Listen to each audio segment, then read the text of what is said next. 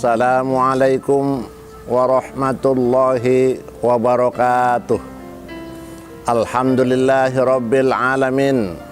Wassalatu wassalamu ala ashrafil anbiya'i wal mursalin, sayyidina wa habibina wa syafi'ina wa maulana Muhammadin wa ala alihi wa ashabihi ajmain.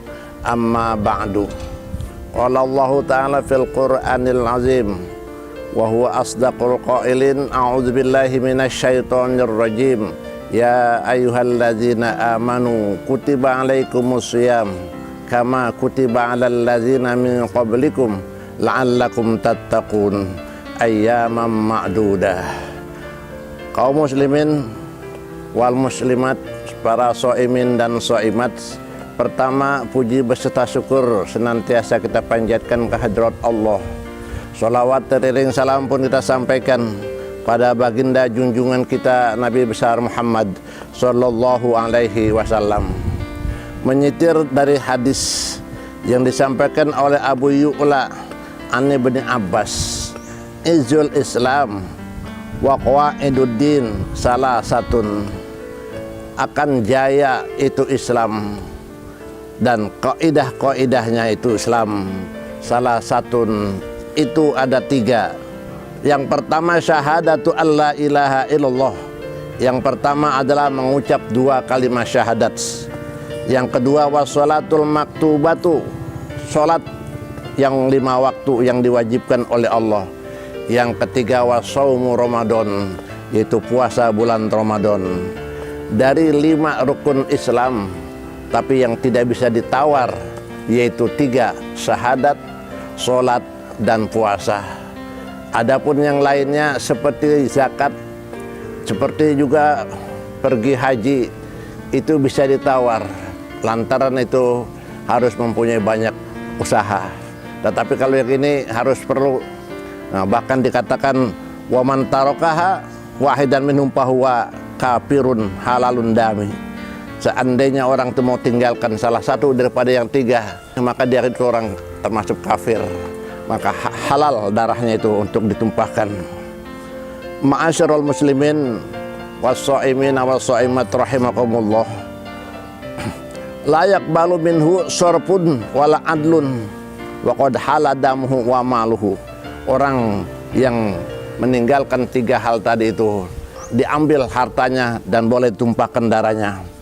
Ma'asyiral muslimin rahimakumullah, di awal-awal Ramadan ini itu banyak gitu untuk kita perhatikan masalah-masalah yang berkenaan dengan manusia, pun juga dengan yang menggoda manusia adalah iblis.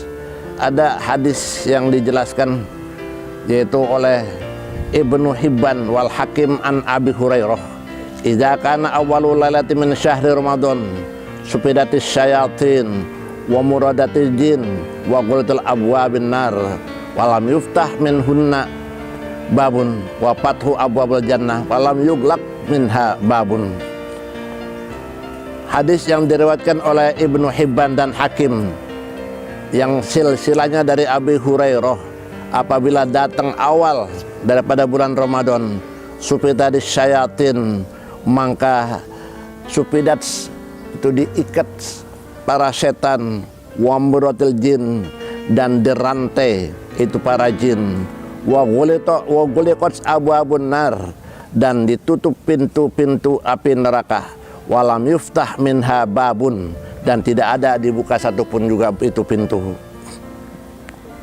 Wa putihat abwabul jannah, dan dibukanya pintu surga, walam yughliq minha babun, dan tidak ditutup satupun itu pintu-pintunya.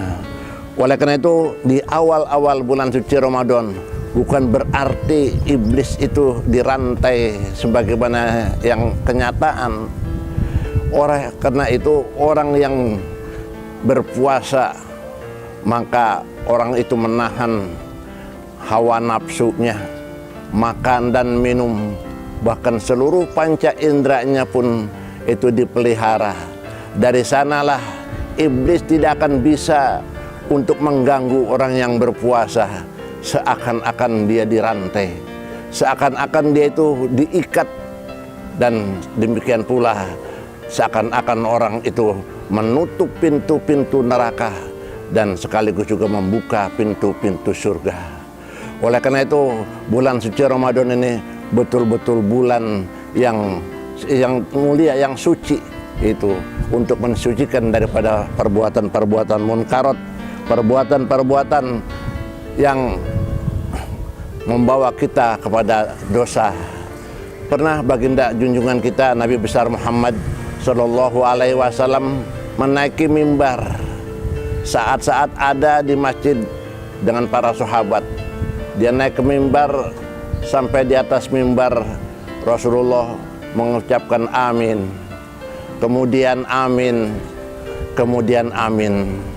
Setelah itu turun Rasulullah, dihampiri oleh sahabat. Ya Rasulullah, apa gerangan kau naik di atas mimbar sampai amin, amin dan amin? Rasulullah Shallallahu Alaihi Wasallam menjawab bahwa baru saja turun malaikat Jibril. Apabila orang itu bertemu dengan bulan suci Ramadan, tetapi dia itu tidak berpuasa, artinya dia itu tidak menghabiskan dosa-dosanya, maka orang itu nanti akan dibakar di api neraka.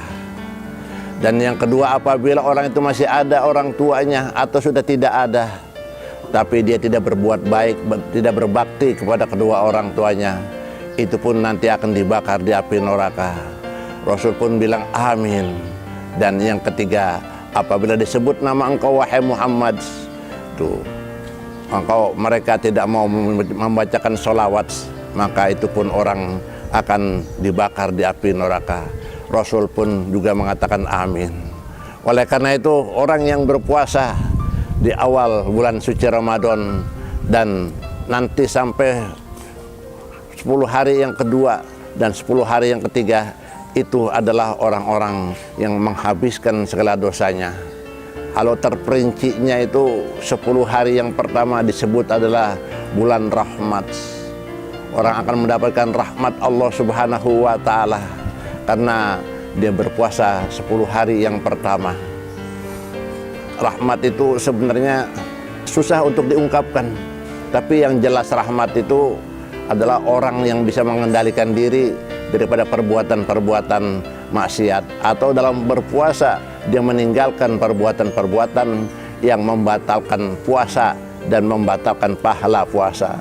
Jadi ada yang membatalkan puasa seperti makan dan minum. Ada juga yang membatalkan pahala puasa seperti ghibah dan namimah dan lain sebagainya.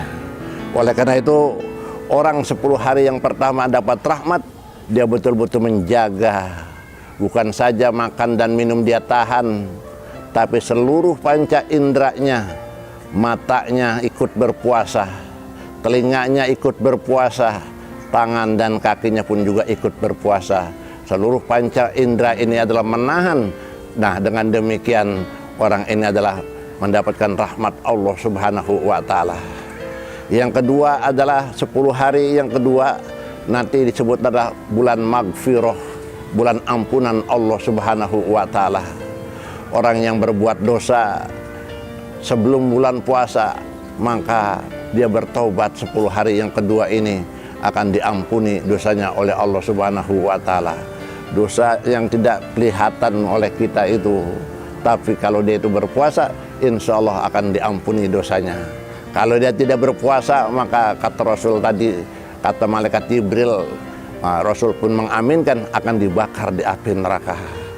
Yang ketiga yaitu itku minan nar, pembebasan dari api neraka. Artinya orang yang berpuasa 10 hari yang terakhir, ini sebenarnya yang paling berat 10 hari yang terakhir. Kalau kita baca dalam hadis Nabi bahwa Rasulullah Shallallahu Alaihi Wasallam itu iktikaf pada 10 hari yang terakhir, sehingga diajaknya keluarga, anak dan istrinya untuk beriktikaf. Tetapi di zaman sekarang ini justru 10 hari yang terakhir yang banyak orang-orang adalah di pasar, bukan di masjid. Ini pakai hadis yang mana ini? Oleh karena itu saya ingatkan lewat kultum ini bahwa 10 hari yang terakhir ini adalah yang membebaskan kita daripada api neraka. Bahkan dikatakan orang nanti kembali gitu pada Idul Fitri, pada hari raya Idul Fitri, kembali ke kesucian. Nah, kembali ke kesucian maksudnya ialah orang ini tidak lagi berdosa, kayauma waladat ummuhu, bagaikan bayi yang dilahirkan. Orang kadang-kadang berlomba-lomba untuk menumpuk-numpuk hartanya, persiapan untuk lebaran, menumpuk-numpuk pakaiannya, persiapan untuk lebaran, menumpuk-numpuk kendaraan, bagus-bagus rumah dan lain sebagainya. Itu diperuntukkan lebaran. Padahal lebaran itu adalah orang yang cukup dalam menjalankan ibadah, baik 10 hari yang pertama, 10 hari yang kedua, dan 10 hari yang ketiga.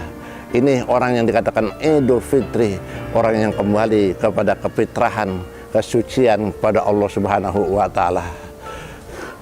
Ma'asyiral muslimin rahimakumullah. Oleh karena itu, apabila nanti disebut nama Rasul, yaitu idza dzukirta falam yusolli alaik, apabila disebut nama engkau tidak membacakan sholawat, itu pun orang nanti akan dibakar di api neraka. Nah, oleh karena itu apabila disebut nama Nabi Muhammad, ya maka kita mengucapkan membaca sholawat kepadanya. Dan yang ketiga adalah orang yang durhaka kepada kedua orang tua. Ini paling dahsyatnya dosa ketika orang itu tidak lagi berbuat baik kepada kedua orang tuanya. Bahkan surat Luqman pada ayat 15, orang tuanya itu bukan orang Islam, tapi dia orang Islam. Itu kata Allah, wa in jahadaka ala an tusyrika bima laisa laka bi ilmun fala tuti'huma wa shahibhuma fid dunya ma'rufa. Jika bertentangan kamu ini diajaknya tuh kepada orang tuamu itu untuk berbuat murka kepada Allah, fala tuti'huma, jangan kau itu taat kepada kedua orang tuamu, tetapi wasahibhuma fid dunya ma'rufa, temanilah, gaulilah, berbuat baiklah kepada kedua orang tua walaupun dia bukan orang Islam untuk perbuatan dunia. Artinya segala apapun yang kita punya yang berbentuk dunia, harta, uang dan lain sebagainya, itu berhak kita berikan kepada kedua orang tua kita walaupun dia itu adalah bukan orang Islam. Apalagi gitu, orang tua kita pun juga orang tua yang Islam sama dengan kita. Wajib bagi kita itu untuk mentaati, menghargai dan menghormati, sebab itu pun juga yang akan menunjukkan kepada kedua orang tua kita, itu menunjukkan kita kepada akan masuk surga Allah Subhanahu wa Ta'ala. Barangkali sekelumit ini yang dapat saya sampaikan untuk menggugah pemikiran kita, sehingga kita betul-betul dapat melaksanakan ibadah puasa dengan penuh 1 bulan dan menjadi orang yang kembali suci daripada dosa-dosa. Wallahul muwaffiq ila aqwamit thoriq. Wassalamualaikum warahmatullahi wabarakatuh.